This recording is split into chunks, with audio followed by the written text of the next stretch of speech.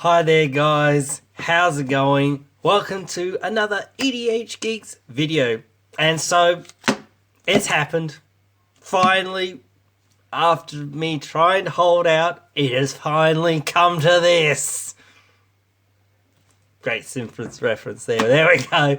But yes, it has come to this, a top 10 list.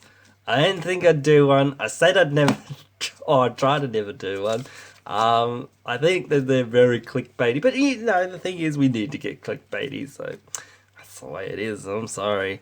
We need to make that YouTube money, man. We need to make that YouTube money. But anyway, if you didn't know what we're discussing today, we're discussing the top 10-ish cards from Zendikar Rising, and I was just opening some pre-release kits and getting through them. Had opened maybe one or so. I don't know now.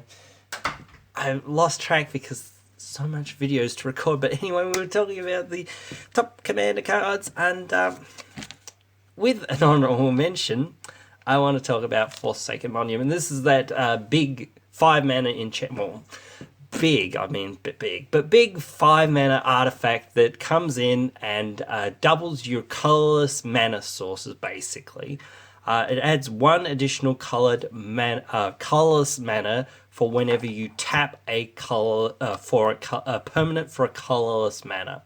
And colorless creatures you control get +2/+2, and also, if that wasn't enough, whenever you cast a colorless spell, you gain.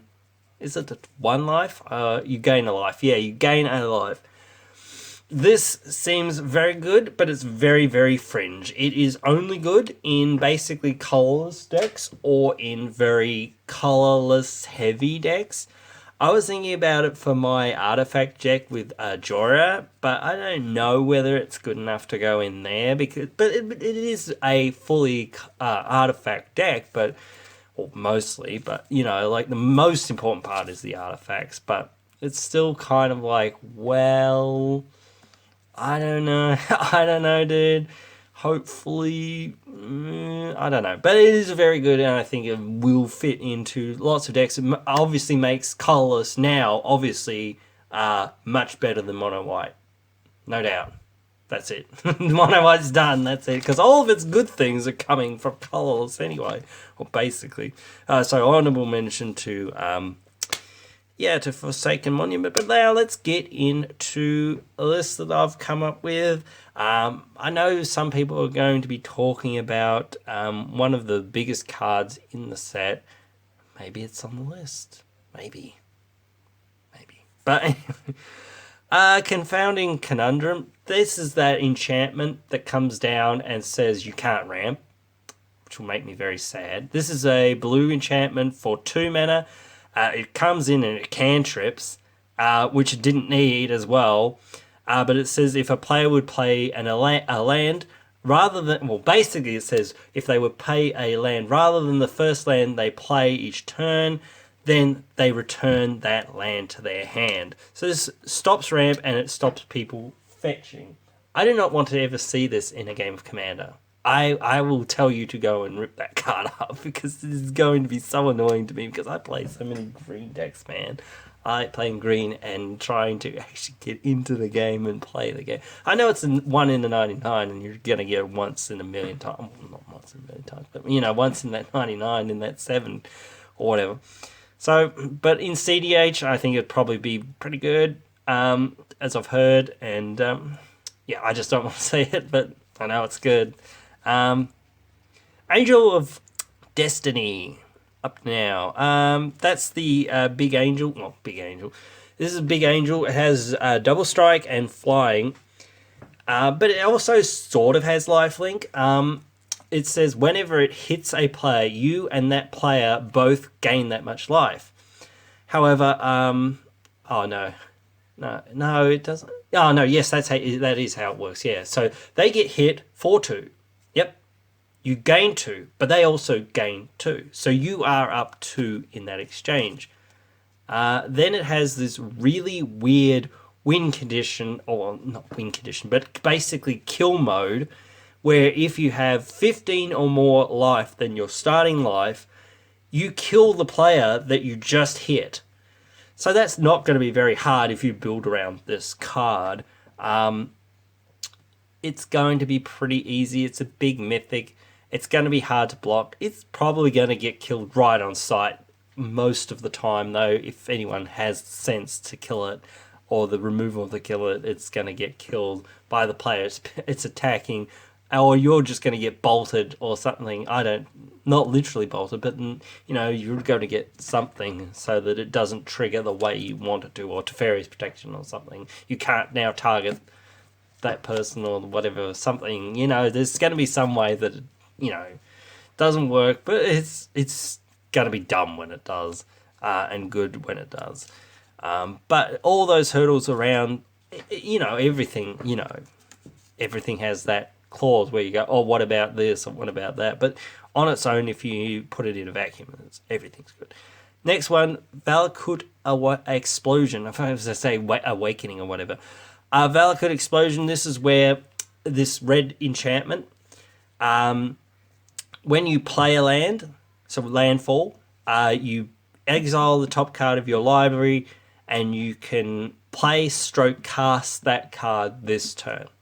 So this is more red impulse draw, which is good, and I think this will go into a lot of decks that aren't in blue and aren't in green, which, is Boros mostly, or, that sort of, I don't know, that sort of area, but I still think it's pretty good. I think it's a pretty good draw engine, and if you've got a landfall deck that's not in green, or something that sort of cares about lands, or even in just mono red. This could go in mono red so easy, because one of the biggest things about low to the ground aggro decks is running out of gas and just hitting too many lands. So if you just hit too many lands, you just have this thing out, you just play that card, which is a land that you don't really want, but you just now get to essentially draw another card. It's basically that other card that's from, is it Modern Horizons, which basically says land cards you control have cycling.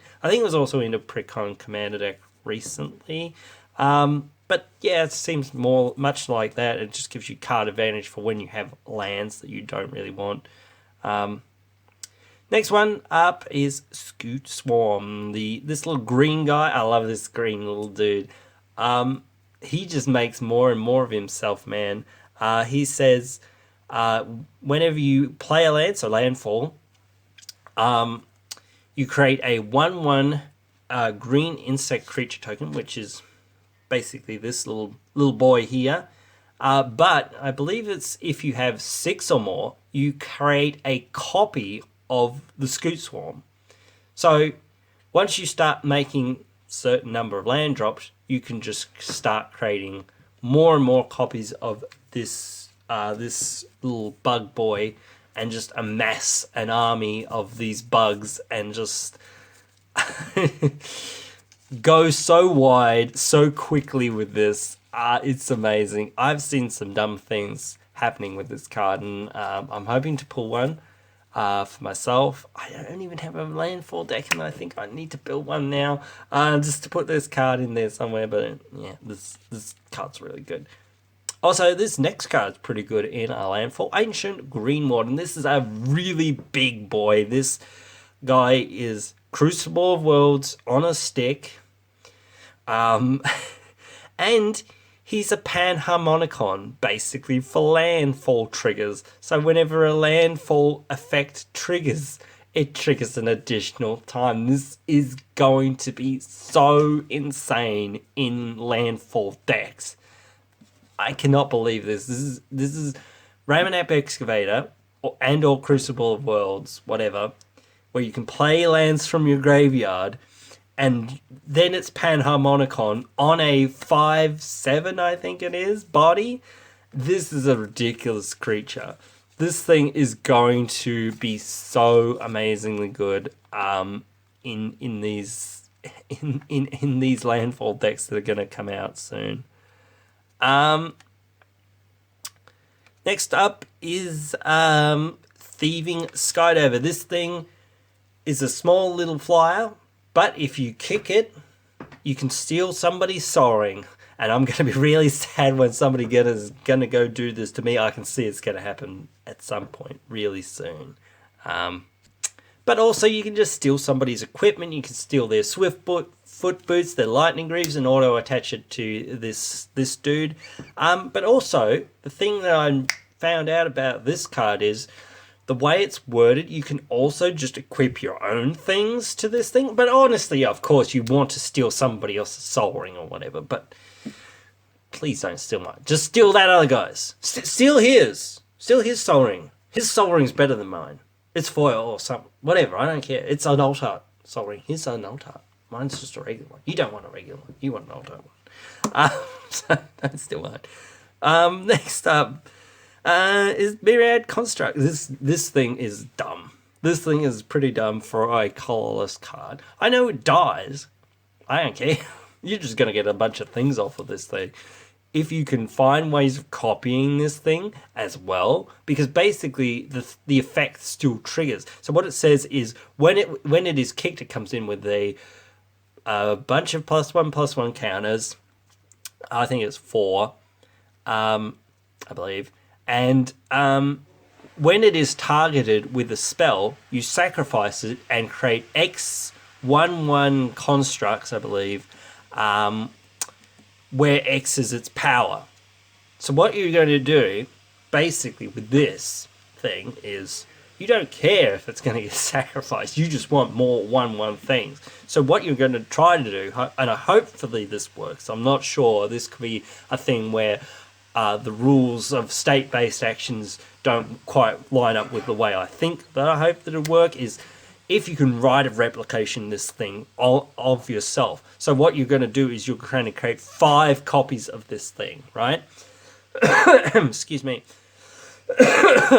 And, yeah, excuse me. You're going to create 5 copies of this thing. And then when that spell resolves, you sacrifice the thing and you still have 4 more of them. So now you have a bunch of these constructs and you have 4 more of these myriad constructs, and then it's just going to get silly if you can find other things to basically target it, to copy it, or to get more constructs and more constructs and more constructs off of it, and just like kill people with a bunch of constructs. Even just like if you have that enchantment or Perforos even, impact tremors and things like that, if you have things like that that just ping people for damage when creatures enter, they're just going to take a shite ton of damage from, you know, all these little dudes entering. So that's really, really good. Next up is these dual lands. Now I'm going to preface that dual lands, by saying that they are dual lands because you can choose what they are when you play them. And that's about it. But it does fix you for that instance, so it has been a dual land for that turn, roughly, more or less speaking. I think these are absolutely great for 2-color decks. And that's the thing, and people need to remember this.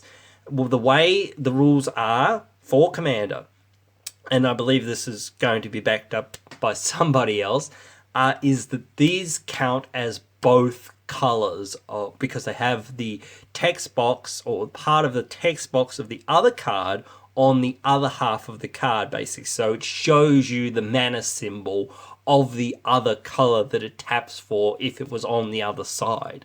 So therefore you can't use these cards in a monocolor deck. You have to use them in 2-color and up decks. Now 4-color decks, 5-color decks, absolutely no. I don't think you would ever run these unless you've just happened to have them and you haven't got anything else that's any better. Because in 4 and 5-color decks, you absolutely need the cards that fix you the most, that cap for all the colors in the world that you need. You basically need all the rainbow lands and all the tri-lands and all of those sorts of things. You need things that basically fix you to infinite, because it's just so hard to cast things in a 5-color deck without that kind of thing. But But in 2-color decks, these are just fine. For that one turn, you need red, and you've got too much blue, or whatever. You've got too much green, and you need red. You've got too much black, and you need white. You've got too much white, and you need black. Whatever it is, that's just going to be fine. So you've finally got your other color now, or whatever. You've got an extra color of the color that you need to help you cast your triple black spell that you've been holding on, and you've been trying to cast it, and you finally got this thing, and you go, right, I'm going to play this thing and be it black, and now I just do this. So that's going to be fine for what it is. I think that, yeah, they go in 2-color decks because they can't be fetched easily, and because they can't continually fix you throughout the game like real dual lands can, basically. Even at some cost, I think that these aren't going to be seen very much in 3-color decks. I think some people might play them, maybe, if they're very heavy on 1 or 2 colors, maybe, I don't know. But since they do come in tap, they are okay. But I would warn people against using them in 3-color decks or higher color counted decks. I don't think these cut the mustard for that. It's just not enough. Alright, and the biggest thing that I think from these is these modal flip lands. These are amazing. Some of these are really good. These spell lands are amazing. Velcro Awakening, which I accidentally said earlier, is a really good one of these. You just loot away some of the cards in your hand, which is more good red, impulsive sort of draw. Yeah, just a lot of these are very good, especially like the rare and, a couple of the mythic ones, and even a couple of the common and uncommon ones are just fine. Even if the land enters tapped, sometimes you don't need the land, and sometimes you need the land. Just the versatility of these cards, I think that makes these cards number one. If you ever need the spell half of this card, you can just use it for that spell half. But if you don't need it, I think you just count these cards as a land. You take out one of your lands, and I think maybe, again, this sort of, you reduce this down into 1 or 2 color decks. Maybe 3 color decks can run one of these, or what have you. I'm not sure how many you would run. But I think you certainly run a lower number the higher you go. Or you have to run the ones that are absolutely the best top tier ones when you get much higher, because you've got to really be able to count them as lands 9 times out of 10, in my opinion. And that 1 or 2 times out of 10 that you might get it as a spell is just going to be some gravy. Other times it's just going to probably be a tap land, unless with the mythic ones you want to pay 3 life. But these are just great for flexibility, versatility. Yep, these make the top. But anyway, guys, let me know. Am I completely wrong? Is my list backwards? Is my list, in need of some work? Is the best thing nearly halfway through? Is the worst thing actually at the top? Let me know what you guys think should be number 1, where things should be. Do you want to see me do more top 10 lists? More of me cringing at the fact that I have to do top 10 lists and such? Do you want to see more different things like this? I will love to hear from you. And again, I'll see you another time.